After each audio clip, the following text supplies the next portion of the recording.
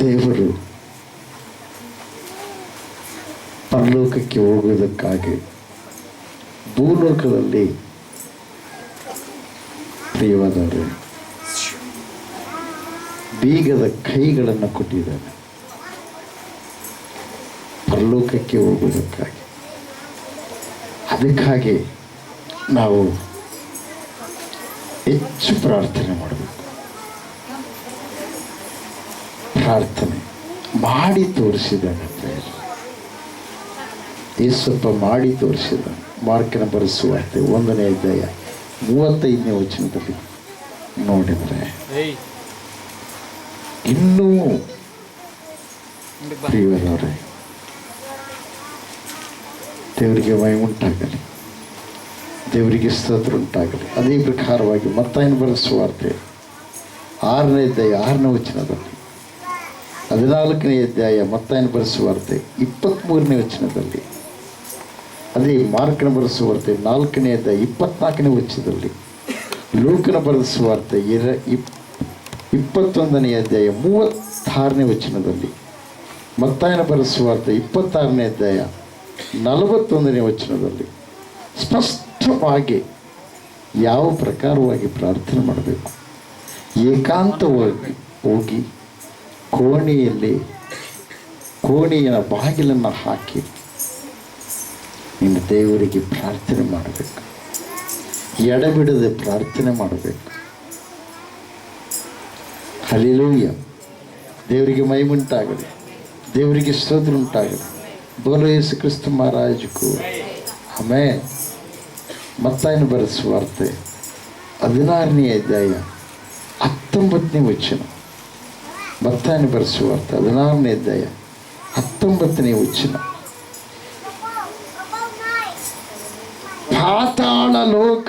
ಪಾತಾಳ ಲೋಕದ ಬಲವು ಅದನ್ನು ಸೋಲಿಸಲಾರದು. ಪರಲೋಕ ರಾಜ್ಯದ ಬೀಗದ ಕೈಗಳನ್ನು ನಿನಗೆ ಕೊಡುವೆ. ಭೂಲೋಕದಲ್ಲಿ ನೀನು ಯಾವುದನ್ನು ಕಟ್ಟುತ್ತೀಯೋ ಅದು ಪರಲೋಕದಲ್ಲಿಯೂ ಕಟ್ಟಿರುವುದು, ಮತ್ತು ಭೂಲೋಕದಲ್ಲಿ ನೀನು ಯಾವುದನ್ನು ಬಿಚ್ಚುತ್ತೀಯೋ ಅದು ಪರಲೋಕದಲ್ಲಿ ಬಿಚ್ಚಲ್ಪಡುವುದು. ದೇವರ ರಾಜ್ಯಕ್ಕಾಗಿ, ದೇವರ ನೀತಿಗಾಗಿ ಈ ಲೋಕದಲ್ಲಿ ನಿನ್ನ ಕಷ್ಟಾರ್ಜಿತವನ್ನು ನೀನು ಬಿಚ್ಚಿದರೆ, ದೇವರ ಆಜ್ಞೆಯನ್ನು ಹಿಡಿದುಕೊಂಡು ನೀನು ನಡೆದರೆ ಪರಲೋಕದಲ್ಲಿ ಬಿಚ್ಚಲ್ಪಡುತ್ತಂತ. ಅಂದರೆ ಅಧಿಕವಾಗಿರೋ ಐಶ್ವರ್ಯವಂತ ನೀನು ಆಗ್ತಿದ್ದೆ. ಈ ಲೋಕದಲ್ಲಿ ನೀನು ಅನೇಕ ಪಾಪ ಕೃತ್ಯಗಳು, ಅಪವಿತ್ರವಾದ ಕೃತ್ಯಗಳು, ಪ್ರಪಂಚದಲ್ಲಿರ್ತಕ್ಕಂಥ ಎಲ್ಲ ಮನುಷ್ಯನನ್ನು ಹಾಳು ಮಾಡುವ ದುಷ್ಟ ಕಾರ್ಯಗಳು, ಅವೆಲ್ಲವನ್ನು ಕಟ್ಟಿ ಹಾಕಿದರೆ ದೇವರು ನಿನಗೆ ಕೊಟ್ಟಿರತಕ್ಕಂಥ ಪರಲೋಕದ ಅಮೂಲ್ಯವಾಗಿರ್ತಕ್ಕಂಥ ಫಲಗಳನ್ನು ನೀನು ಹೊಂದಿಕೊಂಡು ಈ ಲೋಕದಲ್ಲಿ ಜೀವಿಸಿದರೆ ಪರಲೋಕದಿಂದ ಪ್ರಿಯವಾದವರೇ ಅಮೂಲ್ಯವಾಗಿರ್ತಕ್ಕಂಥ, ಅಂದರೆ ಈ ಲೋಕವು ಪಾತಾಳದ ಬಲ ನಿನ್ನನ್ನು ಸೋಲಿಸಲಾರದಂಥ ಒಂದು ಬೀಗದ ಕೈಯನ್ನು ದೇವರು ಕೊಡ್ತಾನೆ ಅಂತ ತಿಳಿಸಲು. ಪಾತಾಳದಲ್ಲಿ ಯಾತನೆ ಸ್ಥಳ, ಪಾತಾಳವು ಗೋಳಾಟದ ಸ್ಥಳ. ಸರ್ವ ಮಾನವರಿಗೋಸ್ಕರವಾಗಿಯೇ ಆ ಸೃಷ್ಟಿಕರ್ತನಾದ ದೇವರು ನರನಾಗಿ ಬಂದಿದ್ದಾನೆ. ಪ್ರಿಯರೇ, ಎಲ್ಲ ಈ ಲೋಕದಲ್ಲಿರುವ ಶರಣರು, ಸಂತರು, ಸಾಧರು, ಮನುಷ್ಯರು ಮತ್ತು ಅದೇ ಪ್ರಕಾರವಾಗಿ ದೇವರುಗಳು ಅನ್ನುವವರೆಲ್ಲರೂ ಕೂಡ ಸಮಾಧಿ ಮರಣವು ಅವರೆಲ್ಲರನ್ನ ಆವರಿಸಿ ನುಂಗಿತು. ಆದರೆ ಒಬ್ಬ ವ್ಯಕ್ತಿ ಯೇಸು ಕ್ರಿಸ್ತ ಮಹಾಪ್ರಭುಗಳು ಮರಣವು ಅವರನ್ನ ಬಿಟ್ಟು ಓಡಿ ಹೋಯಿತು. ನುಂಗಕ್ಕೆ ಸಾಧ್ಯ ಆಗಲಿಲ್ಲ. ಏನೆಲ್ಲ ಲೋಕವನ್ನ ಆಳಿದರು, ಅನೇಕರ ಪ್ರಪಂಚವನ್ನ ಆಳಿದರು, ಆದರೆ ಮರಣವನ್ನ ಜಯಿಸಕ್ಕೆ ಅವರಿಂದ ಆಗಲಿಲ್ಲ. ರಾಜ್ಯಗಳನ್ನು ಜಯಿಸಿದ್ರು, ದೇಶಗಳನ್ನು ಜಯಿಸಿದ್ರು, ಆದರೆ ಮರಣವನ್ನು ಜಯಿಸಕ್ಕಾಗಲಿಲ್ಲ. ಮರಣವನ್ನು ಜಯಿಸಿದವರು ಒಬ್ಬರೇ, ಅವರು ಯಾರು? ಯೇಸು ಕ್ರಿಸ್ತ ಮಹಾಪ್ರಭುಗಳು. ಅದಕ್ಕೆ ದೇವರು ಒಬ್ಬರೇ. ಹಲ್ಲೆಲೂಯಾ. ದೇವರಿಗೆ ಮಹಿಮುಂಟಾಗಲಿ, ದೇವರಿಗೆ ಸ್ತೋತ್ರ ಉಂಟಾಗಲಿ. ಬೋಲೋ ಯೇಸು ಕ್ರಿಸ್ತ ಮಹಾರಾಜಕ್ಕೂ ಆಮೆನ್. ಅದಕ್ಕಾಗಿ ನೀವು ಬಿಚ್ಚಬೇಕು. ನಿಮ್ಮಲ್ಲಿರುವಂಥ ಒಳ್ಳೆಯ ಸುಗುಣಗಳು, ದೇವರು ಕೊಟ್ಟಿರುವಂಥದ್ದನ್ನು ನೀವು ಕಾರ್ಯರೂಪಕ್ಕೆ ತೆಗೆದುಕೊಂಡು ಬನ್ನಿರಿ. ದೇವರ ಆಶೀರ್ವಾದವನ್ನು ಪರಿಪೂರ್ಣವಾಗಿ ಹೊಂದಿಕೊಳ್ಳ್ರಿ. ಪರಿಪೂರ್ಣವಾಗಿರುವಂಥ ಆನಂದ ನಿಮಗೆ ಬರುತ್ತೆ. ಒಂದು ವೇಳೆ ನೀವು ಅವುಗಳನ್ನು ಬಿಚ್ಚದಿದ್ದರೆ, ಅವುಗಳನ್ನು ಕಟ್ಟಿ ಹಾಕಿ ಅಪವಾದಿಗೆ ಸಂಬಂಧಪಟ್ಟಿರತಕ್ಕಂಥ ಕೃತ್ಯಗಳನ್ನು ಒಂದು ವೇಳೆ ನೀವು ಬಿಚ್ಚಿ ನಿಮ್ಮ ನಡವಳಿಕೆಯಲ್ಲಿ ತೋರಿಸ್ತಾ ಇದ್ದರೆ, ಜೀವನ ಪೂರ್ತಿ ಆ ಪಾತಾಳದ ಫಲ ನಿಮ್ಮನ್ನು ಸೋಲಿಸಿಬಿಡುತ್ತೆ. ದೇವರು ಉಚಿತವಾಗಿ ಕೊಡ್ತಾ ಇದ್ದಾನೆ ಪ್ರಿಯರು, ಉಚಿತವಾಗಿ ದೇವರು ಕೊಡ್ತಾ ಇದ್ದಾನೆ. ಹಲ್ಲೆಲೂಯಾ. ದೇವರಿಗೆ ಮಹಿಮುಂಟಾಗಲಿ, ದೇವರಿಗೆ ಸ್ತೋತ್ರ ಉಂಟಾಗಲಿ. ಆ ಬೀಗದ ಕೈಯ ಮೊದಲನೆಯ ವಿಷಯವನ್ನು ನಾವು ನೋಡೋಣ ಪ್ರಿಯರೇ. 16-19 ನಾವು ನೋಡಿದ್ವಿ. ದೇವರಿಗೆ ಮಹಿಮುಂಟಾಗಲಿ, ದೇವರಿಗೆ ಸ್ತೋತ್ರ ಉಂಟಾಗಲಿ. ಬೋಲೋ ಯೇಸು ಕ್ರಿಸ್ತ ಮಹಾರಾಜಕ್ಕೂ. 1 ಯೋಹಾನ 4ನೇ ಅಧ್ಯಾಯ 16ನೇ ವಚನ. 1 ಯೋಹಾನ 4ನೇ ಅಧ್ಯಾಯ 16ನೇ ವಚನ. ಮೊದಲನೆಯದು, ನೀನು ದೇವರ ಮಗನಾದರೆ, ನೀನು ದೇವರ ಮಗಳಾದರೆ, ನೀನು ರಕ್ಷಣೆ ಹೊಂದಿದರೆ, ನಿನಗೆ ದೇವಲೋಕ ಬೇಕು ಅಂತಂದರೆ, ನೀನು ಐಶ್ವರ್ಯವಂತನಾಗಬೇಕಂದರೆ, ನೀನು ಸರ್ವ ರೋಗಗಳಿಂದ ವಿಮುಕ್ತಿ ಹೊಂದಿ ಸಮಾಧಾನವನ್ನು ಅನುಭವಿಸಬೇಕಂತಂದರೆ, ಮೊದಲನೇದಾಗಿ ಮಾಡತಕ್ಕಂಥದ್ದು ಒಂದು, ಓದಿ ಈ ಸಮಯದಲ್ಲಿ ಓದ್ರಿ ತೆಗೆದವರು. ದೇವರು ನಮ್ಮಲ್ಲಿ ಇಟ್ಟಿರುವ ಪ್ರೀತಿಯನ್ನು ನಾವು ತಿಳಿದುಕೊಂಡಿದ್ದೀರಾ? ನಿಲ್ಲಿಸ್ರಿ. ತಿಳಿದುಕೊಂಡಿದ್ದೀರಾ? ಅವರು ತಿಳಿದುಕೊಂಡಿದ್ದಾರೆ, ಅದಕ್ಕೋಸ್ಕರವಾಗಿ ಅವರು ಹೊಂದಿಕೊಂಡಿದ್ದಾರೆ. ಯಾರಾದರೂ ಭಿಕ್ಷೆ ಬೇಡವರು ಕೇಳಿದ್ರೆ ಅವರು ಏನಾಗ್ತಿದ್ರು ಗೊತ್ತಾ? ಬೆಳ್ಳಿ ಬಂಗಾರಗಳನ್ನ ಆಗ್ತಿದ್ರು. ದೈವ ಶಿಷ್ಯರು, ದೇವರ ಮಕ್ಕಳು, ಯೇಸಪ್ಪನ ಮಕ್ಕಳು. ಹಲ್ಲೆಲೂಯಾ. ಆವತ್ತೊಂದು ದಿವಸ ಅವ್ರ ಹತ್ರ ಏನಿಲ್ಲ ಪ್ರಿಯರೇ. ಅದು ಏನಂದ್ರೆ, ಒಂದು ಕಾರ್ಯ ಅವರಿಂದ ನಡಿಬೇಕಾಗಿದೆ. ಅವನು ಭಿಕ್ಷೆಗೆ ಕೇಳ್ತಾ ಇದ್ದಾನೆ, ನನಗೇನಾದರೂ ಕೊಡ್ರಿ ಎಂಬುದಾಗಿ ಕೇಳ್ತಾ ಇದ್ದಾನೆ. ಅವಾಗ ಅವ್ರು ಹೇಳ್ತಾ ಇದ್ದಾರೆ, ಏನ್ ಗೊತ್ತಾ, ನಮ್ಮಲ್ಲಿ ಬೆಳ್ಳಿ ಬಂಗಾರವಂತೂ ನಮ್ಮಲ್ಲಿ ಇಲ್ಲ. ಅಂದ್ರೆ ಲೆಕ್ಕ ಹಾಕಿಲ್ಲ ಅಂದ್ರೆ ಬೆಳ್ಳಿ ಬಂಗಾರನೇ ಅವ್ರು ಕೊಡ್ತಕ್ಕಂಥವ್ರು. ಅಂದ್ರೆ ಅವ್ರಿಗೆ ಯಾವುದೇ ಥರವಾಗಿ ಕೊರತೆ ಇರಲಿಲ್ಲ ಪ್ರಿಯರೇ. ಹಲ್ಲೆಲೂಯಾ. ದೇವರಿಗೆ ಮಹಿಮುಂಟಾಗಲಿ, ದೇವರಿಗೆ ಸ್ತೋತ್ರ ಉಂಟಾಗಲಿ. ದೇವರ ಸೇವೆಗಾಗಿ ಕೊಟ್ಟಿರ್ತಕ್ಕಂಥದ್ದು ವೆಚ್ಚ ಮಾಡ್ತಿದ್ರು. ಅವರಿಗೆ ಯಾರು ಸಮರ್ಪಣೆ ಮಾಡ್ತಾ ಇದ್ರು, ದೇವರ ಸನ್ನಿಧಿಗೆ ಸಮರ್ಪಣೆ ಮಾಡ್ತಿದ್ರು, ಅವರಿಗೆ 100ರಷ್ಟು ದೇವರು ಅವರಿಗೆ ಕೊಡ್ತಾ ಇದ್ದ. Praise the Lord. ದೇವರಿಗೆ ಮಹಿಮುಂಟಾಗಲಿ, ದೇವರಿಗೆ ಸ್ತೋತ್ರ ಉಂಟಾಗಲಿ. ಬೋಲೋ ಯೇಸು ಕ್ರಿಸ್ತ ಮಹಾರಾಜಕ್ಕೂ ಹಲ್ಲೆಲೂಯಾ. ನಿನ್ನ ಮಕ್ಕಳು ಪ್ರಾರ್ಥನೆಗೆ ಬರ್ತಾ ಇದ್ದಾರೆ, ನೀನು ರಕ್ಷಣೆ ಹೊಂದಿದಿ. ನಿನ್ನ ಮಕ್ಕಳು ರಕ್ಷಣೆ ಹೊಂದಿದ್ದಾರೆ, ಪ್ರಾರ್ಥನೆಗೆ ಬರ್ತಾ ಇದ್ದಾರೆ. ಅವರು ಅಪಾಯಕ್ಕೆ ತುತ್ತಾದರೆ, ರೋಗಕ್ಕೆ ತುತ್ತಾದರೆ ಗೋಳಾಡೋರು ಯಾರು? ನೀವೇ. ನಿಮ್ಮ ಅಣ್ಣ ತಮ್ಮರು ಪ್ರಾರ್ಥನೆಗೆ ಬರ್ತಾ ಇದ್ದಾರೆ, ಅವರು ಭಯಂಕರವಾದ ನೋವಿಗೆ ತುತ್ತಾದರೆ ಅವಾಗ ನೋವು ಪಡೋರು ಯಾರು? ನೀವು. ಅರ್ಥ ಮಾಡ್ಕೊಳ್ಳಿ. ನೀನು ರಕ್ಷಣೆ ಹೊಂದಿದ ಮೇಲೆ ಅವರಿಗಾಗಿ ಕಣ್ಣೀರಿಟ್ಟು ಪ್ರಾರ್ಥನೆ ಮಾಡಬೇಕು. ಅವರನ್ನ ಮಂದಿರಕ್ಕೆ ನೀನು ನಡೆಸಬೇಕು. Praise the Lord. ಯಾಕಂದ್ರೆ ಯುಗಗಳು ಭಗ ಭಗ ಭಗ ಭಗ ಉರಿಯುವ ಬೆಂಕಿಯಲ್ಲಿ ಅವರು ಹಾಕಲ್ಪಡ್ತಾರೆ. ಅದರಿಂದ ತಪ್ಪಿಸಲ್ಪಡಬೇಕಾದರೆ ನೀನು ರಕ್ಷಣೆ ಹೊಂದಿ ಅವರನ್ನು ಕೂಡ ನೀನು ರಕ್ಷಣೆ ಮಾರ್ಗದಲ್ಲಿ ನಡೆಸಬೇಕು. Praise the Lord. ಹಲ್ಲೆಲೂಯಾ. ದೇವರಿಗೆ ಮಹಿಮುಂಟಾಗಲಿ, ದೇವರಿಗೆ ಸ್ತೋತ್ರ ಉಂಟಾಗಲಿ. ಬೋಲೋ ಯೇಸು ಕ್ರಿಸ್ತ ಮಹಾರಾಜಕ್ಕೂ ಆಮೆನ್. ಪ್ರೀತಿ ಮೊದಲಿಂದ ಓದ್ರಿ. ದೇವರು ನಮ್ಮಲ್ಲಿ ಇಟ್ಟಿರುವ ನಾವು ತಿಳಿದುಕೊಂಡಿದ್ದೇವೆ, ಅದನ್ನು ನಂಬಿದ್ದೇವೆ. ಪ್ರೀತಿನ ನಂಬಲಾರದವರು ಇಷ್ಟ ಬಂದಂಗೆ ಜೀವಿಸ್ತಾರ ಪ್ರಿಯರೇ. ಪ್ರೀತಿ ಅಂದ್ರೆ ಏನು? ಒಪ್ಪಿಕೊಳ್ಳುವುದಿಲ್ಲ. ಪ್ರೀತಿ ಅಂದ್ರೆ ಏನು? ಮರ್ಯಾದೆಗಿಟ್ಟು ನಡೆಯುವುದಿಲ್ಲ. ಪ್ರೀತಿ ಅಂದ್ರೆ ಏನು? ಪ್ರಿಯವಾದವರೇ, ಇತರರಿಗೋಸ್ಕರ ತ್ಯಾಗ ಮಾಡುತ್ತೆ. ಪ್ರೀತಿ ಅಂದ್ರೆ ಏನು? ಪ್ರಾಪಂಚಿಕ ಆಟ ಪಾಠಗಳನ್ನ ಆಸೆ ಪಟ್ಟು ಕುಡಿಯೋದಿಲ್ಲ ಪ್ರಿಯರೇ. ಪ್ರೀತಿ ಮರ್ಯಾದೆಯಿಂದ ನಡೆದುಕೊಳ್ಳುತ್ತೆ ಪ್ರಿಯರೇ. ಅದು ಪ್ರೀತಿ, ದೇವರು ಕೊಟ್ಟಿರುವ ಪ್ರೀತಿ. ಪ್ರೀತಿಸಲ್ಲ. ಎಷ್ಟು ದಿವಸ ನೀನು ವಾಕ್ಯ ಕೇಳ್ತಾ ಇದೆಯಾ? ಎಷ್ಟು ದಿವಸ ದೇವರ ಸನ್ನಿಧಿಗೆ ಬರ್ತಾ ಇದೆಯಾ? ಪ್ರೀತಿ ದೇವರು ನೀನು ಕೊಟ್ಟಿದ್ರೆ ಎಂಥ ಪ್ರೀತಿ ಗೊತ್ತು? ಪ್ರಾಣವನ್ನು ಕೊಟ್ಟು ನೀನು ಪ್ರೀತಿ ಮಾಡಿದ್ದಾರೆ. ಆತನು ಮಾಡಿದ ಪ್ರೀತಿಗೆ ನೀನೇನು ಕೊಡ್ತಾ ಇದೆಯಾ?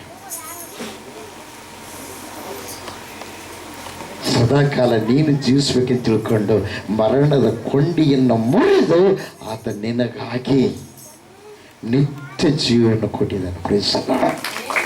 ದೇವರಿಗೆ ಮಹಿಮುಂಟಾಗಲಿ, ದೇವರಿಗೆ ಸ್ತೋತ್ರ ಉಂಟಾಗಲಿ. ಇನ್ನು ಮುಂದೆ ದೇವರ ಪ್ರೀತಿ ಸ್ವರೂಪಿ, ಪ್ರೀತಿಯಲ್ಲಿ ನೆಲೆಗೊಂಡಿರುವವನು ದೇವರು ನೆಲೆಗೊಂಡು. ಇವತ್ತು ನೀನು ದ್ವೇಷ ಕಕ್ಷದಿಂದ ಇದ್ದರೆ ನಿನ್ನಲ್ಲಿ ಪ್ರೀತಿ ಇಲ್ಲ.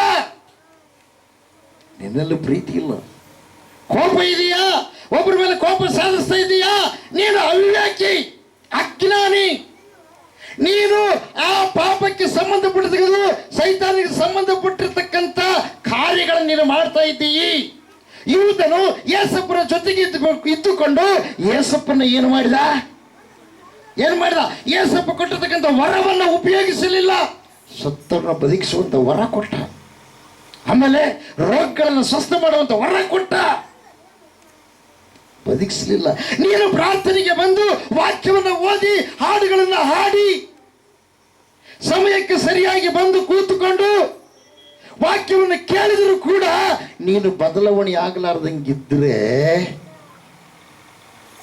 ನಾಳೆ ನಿನ್ನ ಸ್ನೇಹಿತರು ದೇವರನ್ನ ನಂಬಲಾರದೆ ಹೊರಗಿದ್ದವರು ಅವರು ನರಕದಾಗಿರ್ತಾರೆ. ಆ ಜಾಗಕ್ಕೆ ನೀನು ಹೋಗ್ತೀಯ.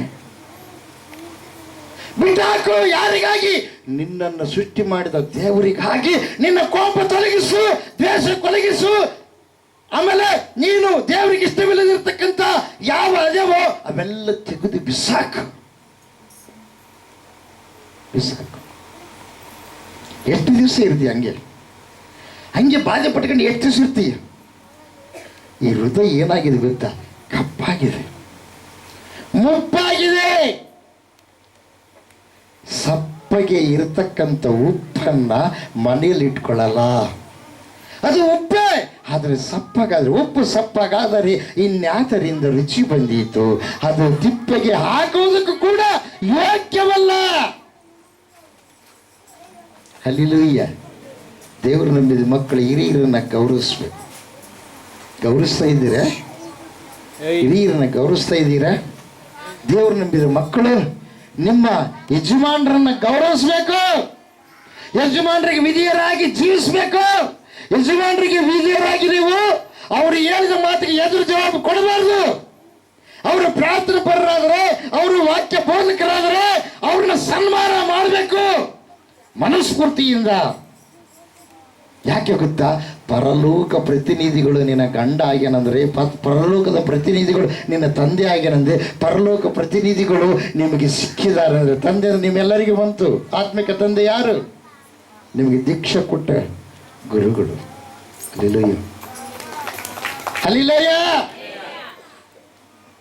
ಅದಕ್ಕೆ ಯೇಸಪ್ಪ ಹೇಳ್ತಾರೆ, ಕುರಿಗಳನ್ನು ಕಾಯಿ. ನನ್ನ ಮೇಲೆ ಮಮತೆ ಇಟ್ಟಿದೀಯಾ? ಅಪ್ಪ, ಇಟ್ಟಿದ್ದೀನಿ. ಕುರಿಗಳನ್ನು ಕಾಯಿ. ನನ್ನ ಮೇಲೆ ಮಮತೆ ಇಟ್ಟಿದೀಯಾ? ಇಟ್ಟಿದ್ದೀನಪ್ಪ. ಕುರಿಗಳನ್ನು ಮೇಯಿಸು. ನನ್ನ ಮೇಲೆ ಮಮತೆ ಇಟ್ಟಿದೀಯಾ? ಅಪ್ಪ, ನಿನಗೆ ಗೊತ್ತಲ್ಲ, ಕುರಿ ಮರಿಗಳನ್ನ ಕಾಯಿ. ಸಭೆಯಲ್ಲಿ 3 ಇದ್ದಾರೆ, ಕುರಿಗಳಿದ್ದಾರೆ. ಹಲ್ಲೆಲೂಯಾ. ಕುರಿ ಮರಿಗಳಿದ್ದಾರೆ, ಕಾಯಿಸ್ಕೊಳ್ಳೋರಿದ್ದಾರೆ, ಕುರಿಮರಿಗಳು ಕಾಯಿಸ್ಕೊಳ್ಳೋರಿದ್ದಾರೆ, ಕುರಿಗಳು ಮೇಯೋರಿದ್ದಾರೆ. ಬರೀ ಮೇಯದೆ ಅವರು. ಬರೀ ಮೇಯದೆ, ಫಲ ಕೊಡಲ್ಲ, ಬರೀ ಮೇಯದೆ. ಆಶೀರ್ವಾದ ತಗೊಳ್ಳದೆ, ವಾಕ್ಯವನ್ನು ಕೇಳದೆ ಬದಲಾವಣೆ ಇಲ್ಲ. ಬದಲಾಗಬೇಕು. ಬದಲಾದರೆ ನಿಮಗೆ ಭಾಗ್ಯ ಸಿಗುತ್ತೆ. ಬದಲಾಗದಿದ್ದರೆ ಏನು ಬರುತ್ತೆ? ಬದಲಾಗದಿದ್ದರೆ ಬದುಕು ಬರಡಾಗುತ್ತೆ. ಹಲ್ಲೆಲೂಯಾ, ದೇವರಿಗೆ ಮಹಿಮೆಯುಂಟಾಗಲಿ. ಪರಲೋಕದ ಬೀಗ ಇಲ್ಲೇ ದೇವ್ರು ನೀನು ಕೊಟ್ಟ. ಮೊದಲನೇದ್ದು ಪ್ರೀತಿ. ಯಾರು ಪ್ರೀತಿ ಮಾಡ್ತಾರಂದ್ರೆ, ಯಾರ ಮೇಲೆ ನಿನಗೆ ದ್ವೇಷ ಇದೆ? ಅತ್ತೆ ಮೇಲೆ ದ್ವೇಷ ಇದೆಯಾ? ಹುಚ್ಚಿ. ಸೊಸೆ ಮೇಲೆ ದ್ವೇಷ ಇದೆಯಾ? ಹುಚ್ಚಿ. ಮಗನ ಮೇಲೆ ದ್ವೇಷ ಇದೆಯಾ? ಹುಚ್ಚ. ಸ್ನೇಹಿತರ ಮೇಲೆ ದ್ವೇಷ ಇದೆಯಾ? ಹುಚ್ಚ. ಯಾಕೆ? ಪ್ರಪಂಚದ ಹುಚ್ಚಿಡ್ದಿದೆ, ಸೊಕ್ಕು ಅಹಂಕಾರದ ಹುಚ್ಚಿಡ್ದಿದೆ. ನಾನೆಂಬ ಮಗ ನಿನ್ನಲ್ಲಿ ತುಂಬಿದೆ. ಇವತ್ತು ದೇವ್ರು ನಿನ್ಗೆ ಮಾತಾಡ್ತಾನೆ. ಏನು ಗೊತ್ತಾ? ದೇವ್ರು ಸಿಗಬೇಕಾದ್ರೆ ಈ ಸೊಕ್ಕು ಅಹಂಕಾರನ ಏನು ಮಾಡಬೇಕು? ಸುಟ್ಟಾಕ್ಬೇಕು. ಸೊಕ್ಕಿನಿಂದಿರುವ ಕ್ವಾಣವು ಕಡಿಯಲ್ಪಡುತ್ತೆ. ಸೊಕ್ಕಿನಿಂದಿರುವ ಟಗರು ಏನಾಗುತ್ತೆ? ಕಟಕನ ಕೈಯಲ್ಲಿ ಕಡಿಯಲ್ಪಡುತ್ತೆ. ಇವತ್ತು ನೀನು ಅಪವಾದಿಯ ಕುತಂತ್ರಕ್ಕೆ ನೀನು ಬಲಿಯಾಗಿದೆಯೇ? ನೀನು ಏನು ಮಾಡ್ಬೇಕು? ನೀನು ಪರೀಕ್ಷೆ ಮಾಡಿಕೊಳ್ಳು. ಪ್ರೀತಿ ಇದೆಯಾ?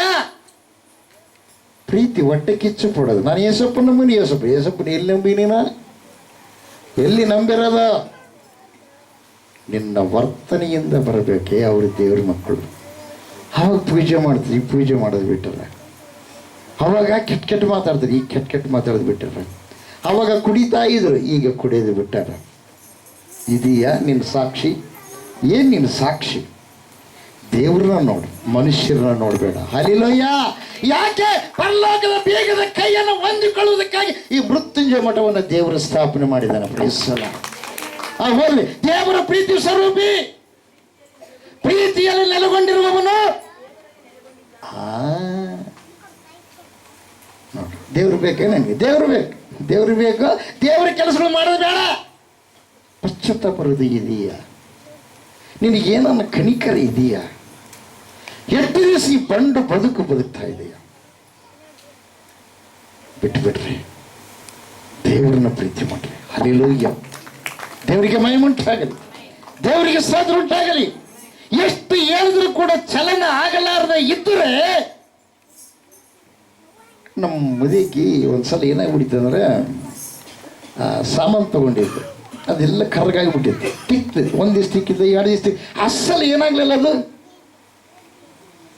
ಹೋಗಲಿಲ್ಲ, ಕಲೆ ಹಂಗೆ ಆಗಿಬಿಡ್ತಿ. ಅವಾಗ ಏನು ಮಾಡಿದ್ವಿ ಗೊತ್ತಾ? ಅದನ್ನ ತಗೊಂಡೋಗಿ ಸಾಮಾನ್ದವ್ರು ಬಂದಿದ್ರೆ ಅವ್ರಿಗೆ ಕೊಟ್ಬಿಟ್ಲ. ಅದನ್ನು ಇನ್ನೊಂದು ಸಾಮಾನು ತಗೊಂಡ್ಲು, ಅದಕ್ಕೆ ಇನ್ನೊಂದು ಸ್ವಲ್ಪ ರೊಕ್ಕ ಹಾಕಿ. ಹಲ್ಲೆಲೂಯಾ. ಇವತ್ತು ನಿನ್ನ ಗತಿ ಹಂಗಾಗಬಾರ್ದು. ದೇವ್ರು ನೀನು ಒಪ್ಪಿಸ್ಕೊಟ್ಬಿಡ್ತಾನೆ. ಮತ್ತೆ ಬಹಳವಾಗಿ ಗದರಿಸಿದ್ರೆ ಕೇಳದವರು ಹೇಳದ ಹಾಗೆ ಪಕ್ಕನೆ ಮುರಿಯಲ್ಪಡುವನು. ನೀವು ಅಂದ್ಕೊಂಡಿದ್ರೆ ನಾವು ಬದುಕಿದ್ದೀವಿ, ನಾವು ಇದು ಮಾಡಿ. ನಿಮಗೋಸ್ಕರವಾಗಿ ಸಭೆ ಹಿರಿಯರು ಪ್ರಾರ್ಥನೆ ಮಾಡ್ತಾರೆ. ಆತ್ಮ ಪ್ರಾಣಗಳನ್ನು ಕಾಯುವ ಬಾಧ್ಯತೆಯನ್ನ ಯಾರಿಗೆ ಕೊಟ್ಟಿದ್ದಾರೆ? ದೈವ ಸೇವಕರಿಗೆ ಕೊಟ್ಟಿದ್ದಾರೆ. ಅವರು ಉಪವಾಸ ಇದ್ದು ಅವರು ಏನ್ ಮಾಡ್ತಾರೆ ಗೊತ್ತಾ? ನಿಮಗೋಸ್ಕರವಾಗಿ ಪ್ರಾರ್ಥನೆ ಮಾಡ್ತಾರೆ. ಒಂದು ದಿವಸ ಅವರಿಗೆ ಮರೆಂಗ್ ಮಾಡ್ತಾನೆ ದೇವರು. ಮರೆಂಗ್ ಮಾಡಿದಾಗ ನಿಮಗೆ ಅನೇಕ ನೋವುಗಳು ಸ್ಟಾರ್ಟ್ ಆಗ್ತವೆ. ಇವತ್ತು ದೇವ್ರು ನಿಮ್ಮ ಕೂಡ ಮಾತಾಡ್ತಾನೆ. ಆ ಪರಲೋಕದ ಬೀಗದ ಕೈಯನ್ನು ನೀವು ತೆಗೆದುಕೊಳ್ರಿ. ನೀವು ಬದಲಾಗಲಿ, ನಿಮ್ಮ ವರ್ತನೆ ಬದಲಾಗಲಿ, ತಗ್ಗಿಸಿಕೊಳ್ಳೋ ಸ್ವಭಾವ ಆಗಲಿ. ಪುನರುತ್ಥಾನದ ಮಕ್ಕಳು ನೀವು ಆಗ್ಬೇಕು. ಬ್ರದಲ್ಲ, ಸಾಯುವವರ ಸಾವಿನಲ್ಲಿ ನನಗೆ ಸಂತೋಷವಿಲ್ಲ. ನೀತಿ ನಿಮಿತ್ತವಾಗಿ ಸಾಯಬೇಡ್ರಿ. ಪಾಪದ ಪಾಲಿಗೆ ಸತ್ತವರಾಗಿದ್ದು ನೀತಿಯ ಪಾಲಿಗೆ ಜೀವಿಸುವವರಾಗಿದ್ದು. Praise the Lord. ದೇವರಿಗೆ ಮಹಿಮೆಯುಂಟಾಗಲಿ, ದೇವರಿಗೆ ಸ್ತೋತ್ರ ಉಂಟಾಗಲಿ. ಬೋಲೋ ಯೇಸು ಕ್ರಿಸ್ತ ಮಹಾರಾಜಗೂ ಆಮೆನ್. ಹಲ್ಲೆಲೂಯಾ. 4ನೇ ಅಧ್ಯಾಯ 7ರಿಂದ ಓದಮ್ಮ. ಪ್ರಿಯರೇ, ನಾವು ಒಬ್ಬರನ್ನೊಬ್ಬರು ಇಲ್ಲ ಬೇಡ್ರಿ, ನಾವು ಒಬ್ಬರನ್ನೊಬ್ಬರು ಪ್ರೀತಿ ಮಾಡೋದು ಬೇಡ. ಒಬ್ಬರನ್ನೊಬ್ಬರು ಕೊಟ್ಲೆ ಬಡಿಗೆ ತಗೊಂಡು ಜಗಳಾಡಮ್ಮ. ಹೆಣ್ಮಕ್ಳು ಜಗಳಾಡೋದು ನೋಡಿ ಭಯಂಕರ ಪ್ರಿಯರೇ. ಕೂದಲು ಹಿಡ್ಕೊಂಡು ಒಂದ್ಸಲ TV9 ತೋರಿಸ್ತಾರೆ ಪ್ರಿಯರೇ. ಬೇಡ. ಅವ್ರಿಗೆ ಸಿಟ್ಟು ಬಂದರೆ ಎದುರಿದ್ದವ್ರೆ ನಮ್ಮನ್ನು ನೋಡಿದ್ರೆ ನಮ್ಮ ಪ್ರಜ್ಞೆ ಇರೋದಿಲ್ಲ ಪ್ರಿಯರೇ. ಅವತಾರ ಭಾರಿ ಅವತಾರ ಅವ್ರದ್ದು, ಮೈ ಮೇಲೆ ಅರಿವಿರೋದಿಲ್ಲ. ಆ ಪ್ರಕಾರವಾಗಿ ಹೇಳೋದು ಬೀಳೋದು. ಗಂಡು ಮಕ್ಕಳು ಕೊಟ್ಟೆ ಬಡಿ ತಗೊಂಡು ಜಗಳ ಆಡಿಬಿಟ್ಟು ಪ್ರಿಯವಾದರೆ ಒಬ್ಬರೊಬ್ರು ತಲೆ ಹುಡ್ಕೊಂಡು ಏನೋ ಒಂದು ಲೆಕ್ಕಕ್ಕೆ ಹೋಗ್ಬಿಡ್ತಾರೆ. ಆದ್ರೆ ಹೆಣ್ಮಕ್ಳು ಜಗಳಾಡಕ್ಕೆ ನಿದ್ರಂಗಿಲ್ಲ. ಇಲ್ಲಿ ನೋಡ್ರಿ ಈ ಹೆಣ್ಮಕ್ಳನ್ನ ಗಂಡು ಮಕ್ಕಳನ್ನ ಉಂಟು ಮಾಡಿದವರು ಯಾರು? ಸೃಷ್ಟಿಕರ್ತನಾದ ದೇವರು ನಾನು ನಿಮ್ಮ ಸಂಗಡ ಮಾತಾಡ್ತೀನಿ ಅಂತ ಹೇಳ್ತಾ ಇದ್ದಾರೆ. ಅಪವಿತ್ರವಾಗಿರ್ತಕ್ಕಂಥದ್ದು ನೀವೇನು ಮಾಡ್ರಿ? ದೂರ ಇರ್ರಿ. ಕೋಪ, ದ್ವೇಷ, ಕಕ್ಷ ತೆಗೆದು ಬಿಸಾಕ್ರಿ. ಅದು ಹೆಂಗ್ ಗೊತ್ತಾ? ಮುಳ್ಳು ಬೇಲಿ ಇದ್ದಂಗ. ಹೊಲದಲ್ಲಿ ಬೀಜ ಬಿತ್ತಬೇಕಾದ್ರೆ ಅದನ್ನೆಲ್ಲ ಸ್ವಚ್ಛ ಮಾಡ್ತೀವಿ, ಅದನ್ನು ಸುಟ್ಟು ಹಾಕ್ತೀವಿ. ನಿನ್ನ ಹೃದಯವನ್ನು ಸುಟ್ಟು ನಿನ್ನ ಹೃದಯದಲ್ಲಿ ಬೆಳೆದಿರ್ತಕ್ಕಂಥ ಆ ಮುಳ್ಳುಗಳನ್ನು ತೆಗೆದು ಸುಟ್ಟು ಹಾಕ್ರಿ. ಪ್ರೇಸಲ್ಲ. ದೇವರ ವಾಕ್ಯವೆಂಬ ಬೀಜವನ್ನ ನಿನ್ನ ಹೃದಯದಲ್ಲಿ ಬೆಳೆಯ ಮಾಡು. ಪ್ರೇಸಲ್ಲ. ಓದಿ ಮುಂದೆ. ಪ್ರೀತಿಯು ಮೊದಲಿಂದ ಹೋದಮ್ಮ. ಪ್ರಿಯರೇ, ನಾವು ಒಬ್ಬರನ್ನೊಬ್ಬರು ಅಂತ. ಒಬ್ಬರನ್ನೊಬ್ಬರಂದ್ರೆ ಪ್ರಪಂಚ ಇರ್ತಕ್ಕಂಥ ದೇವ್ರು ನಂಬಿದ ಮಕ್ಕಳಾಗಲಿ, ದೇವ್ರು ನಂಬಲಾರ ಇರ್ತಕ್ಕಂಥವ್ರು ಆಗಲಿ, ಏಸಪ್ಪ ನಂಬಿದವರು ಆಗಲಿ, ನಂಬಲಾರದವರು ಆಗಲಿ. ಯಾಕೆ ಗೊತ್ತಾ? ಏಸಪ್ಪನ ಗಾಳಿಯನ್ನು ಉಂಟು ಮಾಡಿದಾನೆ, ಎಲ್ಲರ ಗಾಳಿಯನ್ನು ಸೇವನೆ ಮಾಡ್ತಾರೆ. ಏಸಪ್ಪನ ಸರ್ವ ಜೀವರಾಶಿಗಳನ್ನು ಉಂಟು ಮಾಡಿದ್ದಾನೆ, ಆ ಜೀವರಾಶಿಗಳ ಮೂಲಕವಾಗಿ ಎಲ್ಲರೂ ಅನುಭವಿಸ್ತಾ ಇದ್ದಾರೆ. ಏಸಪ್ಪ ಈ ಭೂಮಿಯನ್ನು ಉಂಟು ಮಾಡಿದ್ದಾನೆ, ಈ ಭೂಮಿಯನ್ನು ಎಲ್ಲರೂ ಭೂಮಿಯಲ್ಲಿ ವಾಸ ಮಾಡ್ತಾರೆ, ಭೂಮಿಯನ್ನು ಎಲ್ಲರೂ ಅನುಭವಿಸ್ತಾರೆ. ಪ್ರಿಯ ಬೇಸಲ್ಲ. ಹೋದ್ರಿ. ಎಲ್ಲರನ್ನು ಪ್ರೀತಿಸೋಣ.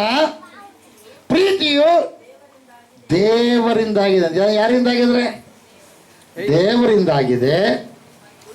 ಮತ್ತು ಪ್ರೀತಿ ಮಾಡುವ ಪ್ರತಿಯೊಬ್ಬನು ದೇವರಿಂದ ದೇವರಿಂದ ಹೆಂಗ್ರೆ ಹುಟ್ಟಿದವನಂತ. ನೀನು ಹೆಂಗ್ ಹುಟ್ಟಿದಿ? ದೇವರಿಂದ ಹುಟ್ಟಿದೆ ನೋಡ್ರಿ. ಹಲ್ಲೆಲೂಯಾ. ಆಮೇಲೆ ದೇವರಿಂದ ಹುಟ್ಟಿದವನು ದೇವರನ್ನ ಬಲ್ಲವನು ಆಗಿದ್ದಾನೆ. ದೇವರನ್ನ ಬಲ್ಲವರು ಯಾರು ಕೂಡ ಪ್ರೀತಿ ತೋರಿಸಲಾರದೆ ಇರೋದಿಲ್ಲ. ದೇವರನ್ನ ಗೊತ್ತಿಲ್ಲದವರು ಪ್ರೀತಿ ತೋರಿಸ್ತಾರೆ. ಗೊತ್ತಿಲ್ಲದವರು ಪ್ರೀತಿ ಕೆಲವರು, ದೇವರನ್ನ ಗೊತ್ತಿಲ್ಲದವರು ಪ್ರೀತಿ ಅವರೇನು ಮಾಡಲ್ಲ, ತೋರಿಸಲ್ಲ. ಕನಿಕರವರು ತೋರಿಸಲ್ಲ. ಆದರೆ ದೇವರನ್ನ ಬಲ್ಲವರು ಏನು ಮಾಡ್ತಾರೆ ಗೊತ್ತಾ? ಪ್ರೀತಿಯನ್ನು ತೋರಿಸ್ತಾರೆ. ದೇವರಿಗೆ ಮಹಿಮೆ ಉಂಟಾಗಲಿ, ದೇವರಿಗೆ ಸ್ತೋತ್ರ ಉಂಟಾಗಲಿ. ಬೋಲೋ ಯೇಸು ಕ್ರಿಸ್ತ ಮಹಾರಾಜಕ್ಕೂ ಆಮೆನ್. ಎರಡನೇ ಥೆಸಲೋನಿಕದವರಿಗೆ ಬರೆದ ಪತ್ರಿಕೆ, 2ನೇ ಥೆಸಲೋನಿಕದವರಿಗೆ ಬರೆದ ಪತ್ರಿಕೆ 12 ವಚನಗಳು ಆದವಮ್ಮ. 12 ಆಯ್ತಾ? ಇನ್ನೈತೆ. ಹಲ್ಲೆಲೂಯಾ. ದೇವರಿಗೆ ಮಹಿಮೆ. 7ರಿಂದ 12 ಓದ್ಯಮ್ಮ. ಹೋದ್ರಿ, ಇನ್ನು ಸ್ವಲ್ಪ ಮುಂದಕ್ಕೆ ಹೋದ್ರಿ, ಅದನ್ನ ತೆಗೆದಿಟ್ಕೊಳ್ರಿ. ಪ್ರೀತಿ ಇಲ್ಲದವನು ದೇವರನ್ನ ಬಲ್ಲವನಲ್ಲ. ದೇವರು ಬೇಕಾದ್ರೆ ಪ್ರೀತಿ ಮಾಡಬೇಕು. ಪ್ರೀತಿ ಅಂದ್ರೆ ಮೋಹ ಅಲ್ಲ. ಮತ್ತೆ ಮೋಹ ಅಂದ್ರೆ ಒಂದು ಹೆಣ್ಣು ಒಂದು ಗಂಡು ಅಪವಿತ್ರವಾಗಿ ನಡ್ಕೊಳ್ಳೋದು ಮೋಹ. ಪ್ರೀತಿ ಅಂದ್ರೆ ದೇವರಿಂದ ಬಂದಿರುವಂಥದ್ದು.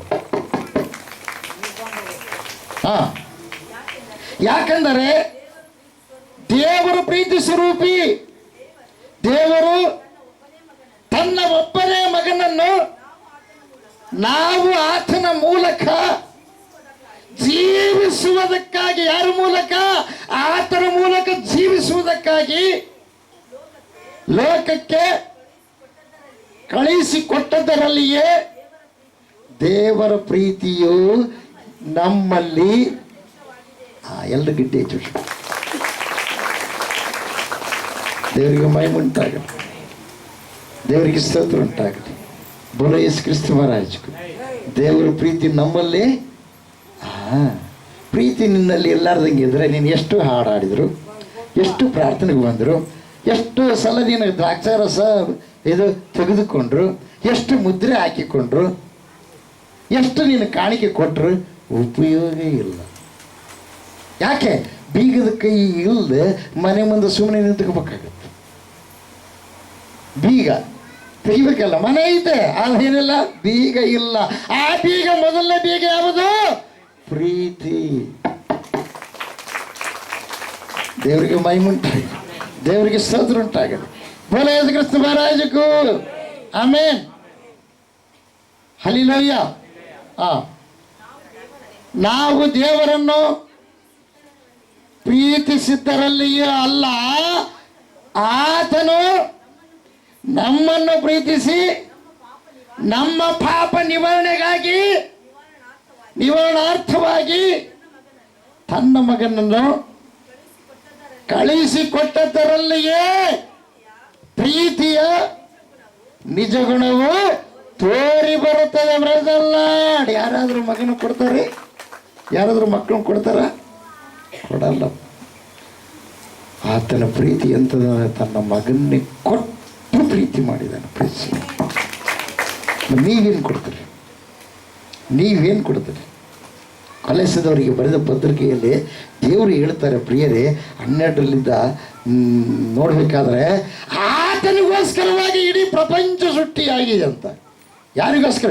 ಆ ಕುಮಾರನಲ್ಲಿ. ಹೋದ್ರೆ ಅದನ್ನ 1ನೇ ಅಧ್ಯಾಯ ಹಲ್ಲೆಲೂಯ 13ನೇ ವಚನ ನೋಡ್ರಿ. ದೇವರು ನಮ್ಮನ್ನು ಅಂಧಕಾರದ ದೊರೆತನದಿಂದ ಬಿಡಿಸಿ ತನ್ನ ಪ್ರಿಯ ಕುಮಾರನ ರಾಜ್ಯದೊಳಗೆ ಸೇರಿಸಿದರು. ಮತ್ತೆ ಅಂಧಕಾರ ಇರ್ಬೇಕಾ? ನಿನ್ನಲ್ಲಿ ಬೆಳಕಿರ್ಬೇಕಾ? ಅಂಧಕಾರ ಅಂದ್ರೆ ಕೋಪ, ಅಂಧಕಾರ ಅಂದ್ರೆ ದ್ವೇಷ, ಅಂಧಕಾರ ಅಂದ್ರೆ ಕಕ್ಷ, ಅಂಧಕಾರ ಅಂದ್ರೆ ಅಸೂಯ, ಹೊಟ್ಟೆ ಕಿಚ್ಚು, ಇವೆಲ್ಲ ಅಂಧಕಾರಕ್ಕೆ ಸಂಬಂಧಪಟ್ಟು. ಇಷ್ಟು ದಿವಸ ಆ ಅಪವಾದಿ ನಿನ್ನೊಳಗೆ ಇರುವುದಕ್ಕೆ ನೀನು ಜಾಗ ಕೊಡ್ತೀಯ? ತೆಗೆದು ಬಿಸಾಕಿ ಇವತ್ತೆ ಕ್ಷಮಾಪಣೆ ಕೇಳ. ಯಾರ ಮೇಲೆ ಕೋಪ ಐತಿ, ಯಾರ ಮೇಲೆ ದ್ವೇಷ ಐತಿ, ಯಾರನ್ನ ಕಂಡ್ರೆ ನೀನು ಅಸಹ್ಯ ಪಡ್ತಿ, ಅವ್ರನ್ನ ಕ್ಷಮಾಪಣೆ ಕೇಳಿಕ.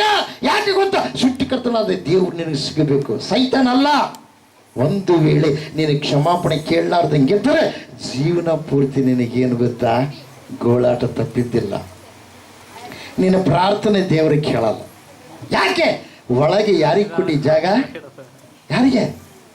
ಅಪವಾದಿಯ ಗುಣಗಳಿಗೆ ಜಾಗ ಕೊಟ್ಟು ಅವುಗಳನ್ನ ಸಂಪಾದನೆ ಮಾಡ್ಕೊಂಡು. ನಿನಗೆ ಗೊತ್ತಿಲ್ಲ ನಿನ್ನೊಳಗೆ ಅವೇನಾಗ್ಯಾವ? ಬೆಳೆದು ಬಿಟ್ಟವ. ಅವು ಹೆಂಗಾಗ್ಯಾವ? ಈಗ ಮರವಾಗಿ ಬಿಟ್ಟವ. ಈಗ ಅವಕ್ಕೆ ಏನು ಮಾಡಬೇಕು? ಕಣ್ಣೀರಿನ ಪ್ರಾರ್ಥನೆ ಬೇಕು. ಕರಗ ಸಾಕಿ ಕೊರಿಬೇಕಾಗ್ಬೇಕು, ಬಟ್ಟೆ ಸಮೇತ ತೆಗಿಬೇಕು, ಜೇಸಿಬಿ ಹಾಕ್ಬೇಕು. ಅಂದರೆ ಉಪವಾಸದ್ದು ಪ್ರಾರ್ಥನೆ ಮಾಡಬೇಕು. ನಿನ್ನ ದೇಹವನ್ನು ಸೃಷ್ಟಿ ಮಾಡಿದ ದೇವರಿಗೆ ನಿನ್ನ ರೋಗ ಎಷ್ಟರದ? ಒಬ್ಬ ವೈದ್ಯ ಮಾಡತನ ಮಾಡಿಬಿಟ್ಟು ಕೊನೆಗೆ ಏನಂತಾನ ಗೊತ್ತಾ? ದೇವರು ಉಳಿಸ್ಬೇಕಪ್ಪ ಅಂತಾನ. ಅಯ್ಯೋ ಅಂತ ದೇವರು ನಿನಗೆ ಸಿಕ್ಕಿರ್ಬೇಕಾದ್ರೆ ವಾಕ್ಯವಾದ ಆ ವಾಕ್ಯವು ನೋಡ್ರಿ, ಯಾರು ಬರೆದ ಸುವಾರ್ತೆ 1ನೇ ಅಧ್ಯಾಯದಲ್ಲಿ ನೋಡ್ತೀವಿ.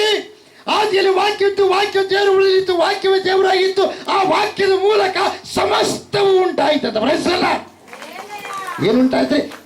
ಇಲ್ಲ.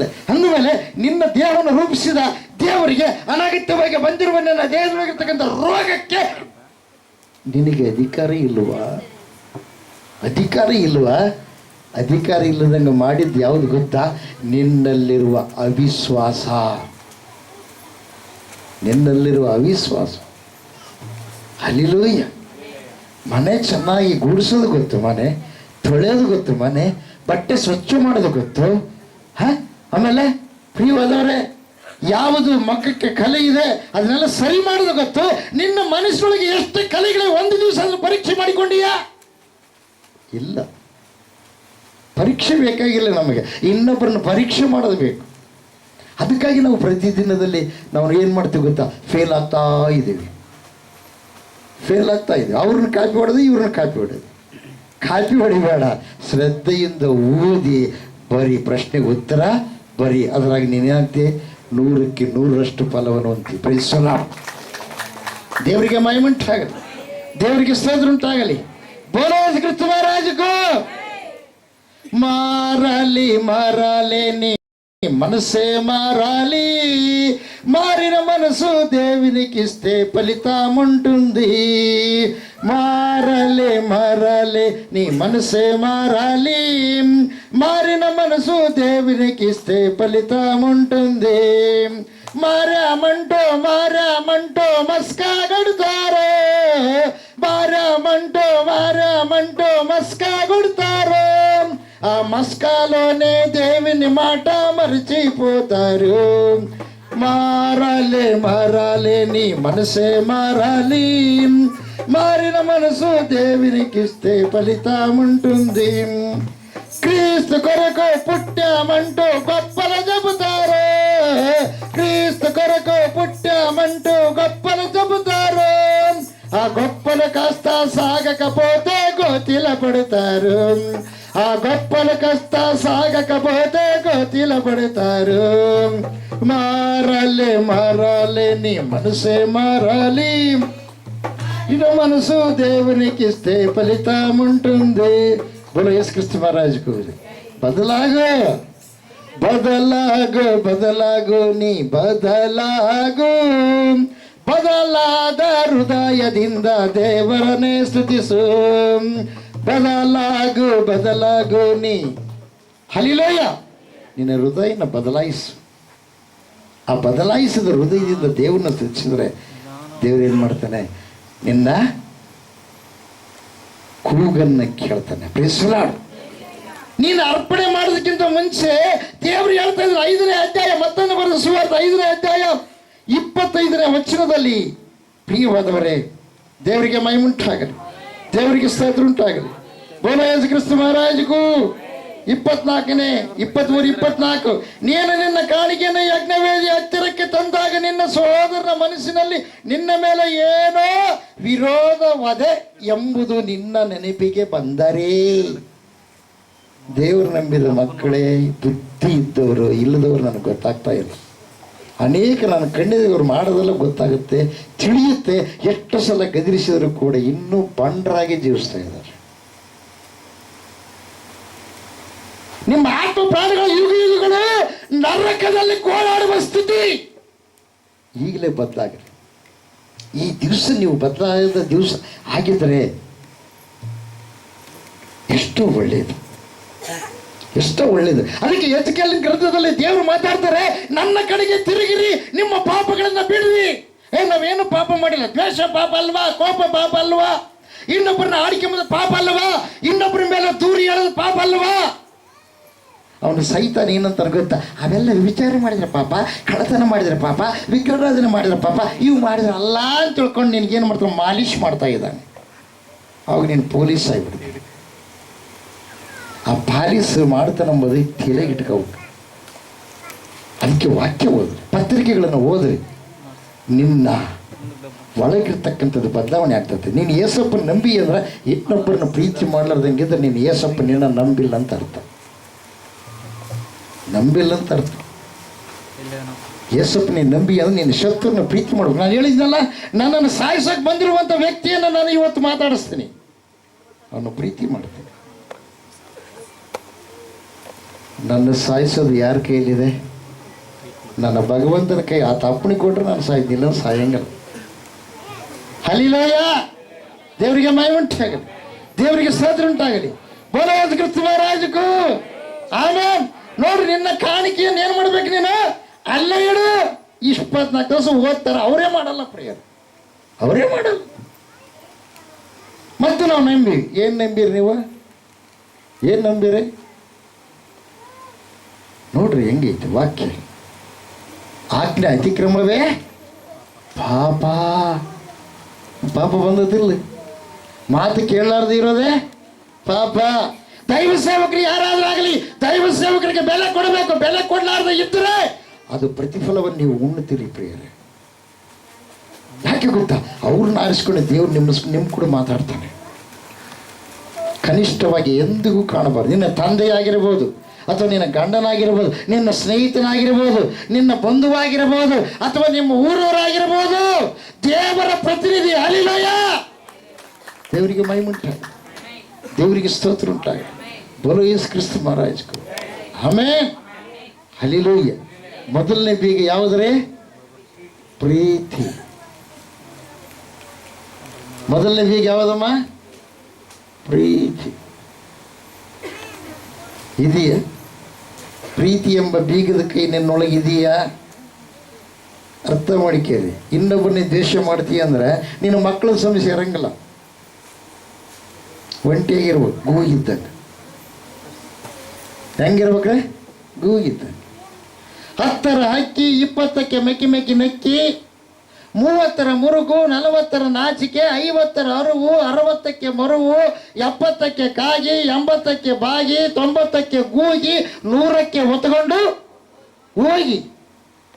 90ನೇ ವಯಸ್ಸಾಗಿರ್ಬೇಕಂತ ಗೂಗಿ ಥರ ನಿನಗೆ 35ನೇ ವರ್ಷಕ್ಕೆ ಚಾಲು ಆಗ್ತದೆ ಗೂಗಿ ಒಂಟಿಗೆ ಹಿಂಗೆ ಗೂಡ್ರಿಸ್ಕೊಂಡು ಕೂತ್ಬಿಡ್ತಾರೆ 90ನೇ ವಯಸ್ಸಿಗೆ. ನೀನು ಒಂಟಿಯಾಗಿರ್ಬೇಕು. ಯಾಕೆ? ಅತ್ತನ ಸೇರಲ್ಲ. ಯಾಕೆ? ಮಾವನ ಗಂಡನ ಅಕ್ಕ ತಂಗಿರನ್ನ ಸೇರಲ್ಲ. ಯಾಕೆ?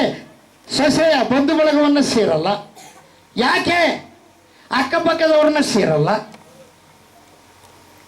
ಅರ್ಥ ಮಾಡ್ಕೇರಿ. ಅದಕ್ಕೆ ಯೇಸಪ್ಪಂತಾನೆ ಕೆಟ್ಟವರು ಕೂಡ ಕೆಟ್ಟವ್ರನ್ನ ಅವರು ಪ್ರೀತಿ ಮಾಡ್ತಾರೆ. ಅವರಂತೆ ನೀವು ಮಾಡಿದ್ರಿ, ಅವರಿಗೆ ನಿಮಗೆ ವ್ಯತ್ಯಾಸ ಏನು? ಯೇಸಪ್ಪ ಡಿಫ್ರೆಂಟ್ ಕ್ಯಾರೆಕ್ಟರ್ ಉಳ್ಳ ವ್ಯಕ್ತಿ ಬರೋದಲ್ಲ. ಅದಕ್ಕೋಸ್ಕರ ನಾವು ಕೂಡ ಯೇಸಪ್ಪ ನಂಬಿದ ಮಕ್ಕಳು ವ್ಯತ್ಯಾಸಕರವಾಗಿರುವಂಥ ಜೀವಿತವುಳ್ಳವರಾಗಿರ್ಬೇಕು. ಪ್ರೈಸಲ್ಲ.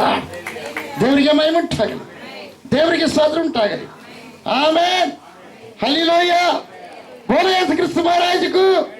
ಕೆಲವರು ಏನಂತಾರೆ ಗೊತ್ತಾ? ನಾನು ಸೇವೆ ಮಾಡ್ಬೇಕಂತ ಬಂದೇನೆ. ಸೇವೆ ಎದುರು ಸೇವೆ ಮಾಡ್ತೀವಿ. ಮನುಷ್ಯರ ಸೇವೆ ಮಾಡ್ಬೇಕಾ ಮಾಡಬಾರ್ದು? ಸೇವೆ ಅಂದ್ರೆ ಅರ್ಥ ಏನು? ತಗ್ಗಿಸಿಕೊಳ್ಬೇಕು. ಸೇವೆ. ರೋಮಾಪುರದವರಿಗೆ ಬರೆದ ಪತ್ರಿಕೆ. ಹಲ್ಲೆಲೂಯ. ದೇವರಿಗೆ ಮಹಿಮುಂಟಾಗಲಿ, ದೇವರಿಗೆ ಸ್ತೋತ್ರ ಉಂಟಾಗಲಿ.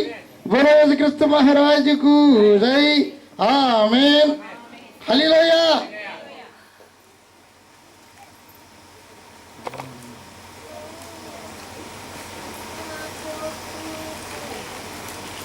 ರೋಮಾಪುರದವರಿಗೆ ಬರೆದ ಪತ್ರಿಕೆ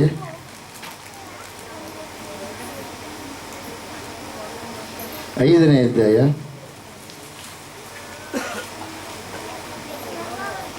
6ಲಿಂದ ಹೋದ್ರೆ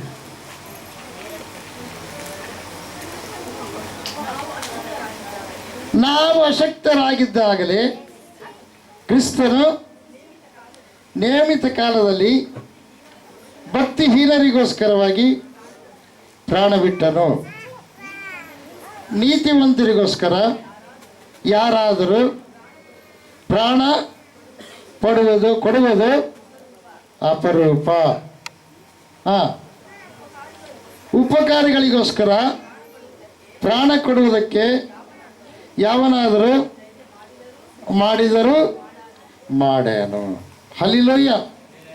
ಎಷ್ಟನೇ ದೇವೋದ್ಯಮ ನೀನು? 5ನೇ ಅಧ್ಯಾಯ 6, 7 ವಚನಗಳು. ಹಲ್ಲೆಲೂಯ. ರೋಮಾಪುರದವರಿಗೆ ಬರೆದ ಪತ್ರಿಕೆ 13ನೇ ಅಧ್ಯಾಯ. ರೋಮಾಪುರದವರಿಗೆ ಬರೆದ ಪತ್ರಿಕೆ 13ನೇ ಅಧ್ಯಾಯ 8, 9, 10. ಒಬ್ಬರನ್ನೊಬ್ಬರು ಬಂತು ನೋಡ್ರಿ. ಇಲ್ಲಿ ಏನು ಮಾಡ್ಬೇಕಂತ? ಒಬ್ಬರನ್ನೊಬ್ಬರು ಪ್ರೀತಿಸ್ಬೇಕು. ಅಂದ್ರೆ ಪ್ರೀತಿ ಏನು ಗೊತ್ತಾ? ಗಟ್ಟಿಯಾಗಿ ನಿಮ್ಮನ್ನು ಗಟ್ಟಿ ಮಾಡುವಂಥದ್ದಾಗಿದೆ. ಅಪವಾದಿ ಅಂಜಿಕೊಂಡು ಓಡೋಗ್ಬೇಕು. ಅವನು ತುಳಿಯುವಂಥ ಶಕ್ತಿ ನಿಮಗೆ ಕೊಡುವಂಥದ್ದಾಗಿದೆ. ಪ್ರೇಸಲ್ಲ. ಒಂದು ಕಬ್ಬು ಟಕ್ಕನ ಮುರಿತೀರಿ, 2 ಕಬ್ಬು ಮುರಿಯೋಕ್ಕೆ ಕಷ್ಟ ಆಗುತ್ತೆ, 3 ಕಬ್ಬು ಮುರಿಯೋಕ್ಕೆ ಕಷ್ಟ ಆಗುತ್ತೆ, 4 ಕಬ್ಬು ಮುರಿಯೋಕ್ಕೆ ಕಷ್ಟ ಆಗುತ್ತೆ, 5 ಕಬ್ಬು ಮುರಿಯೋಕ್ಕೆ ಕಷ್ಟ ಆಗುತ್ತೆ. ಅದೇ ಪ್ರಕಾರ ನೀವು ಒಬ್ಬರನ್ನೊಬ್ಬರು ಪ್ರೀತಿ ಉಳ್ಳವರಾದರೆ ನೀವೆಲ್ಲ ಹೊಂದಾಣಿಕೆಯಾಗಿರ್ತೀರಿ. ನಿಮ್ಮನ್ನು ಸೋಲಿಸಕ್ಕೆ ಅಪವಾದಿಯಿಂದ ಆಗಲ್ಲ. ಎಲ್ಲವನ್ನ ಜಯಿಸುವ ಶಕ್ತಿ ನಿಮಗೆ ದೇವರು ಕೊಡ್ತಾನೆ. ಪ್ರೀತಿಸಲ್ಲ. ಹೋದ್ರಿ. ಒಬ್ಬರನ್ನೊಬ್ಬರು ಪ್ರೀತಿಸಬೇಕೆಂಬ ಋಣವೇ ಹೊರತು ಬೇರೆ ಯಾವ ಸಾಲವು ನಿಮಗೆ ಇರಬಾರದು. ಪ್ರೀತಿಸಲ್ಲ. ದೇವರಿಗೆ ಮಹಿಮುಂಟಾಗಲಿ, ದೇವರಿಗೆ ಸ್ತೋತ್ರ ಉಂಟಾಗಲಿ.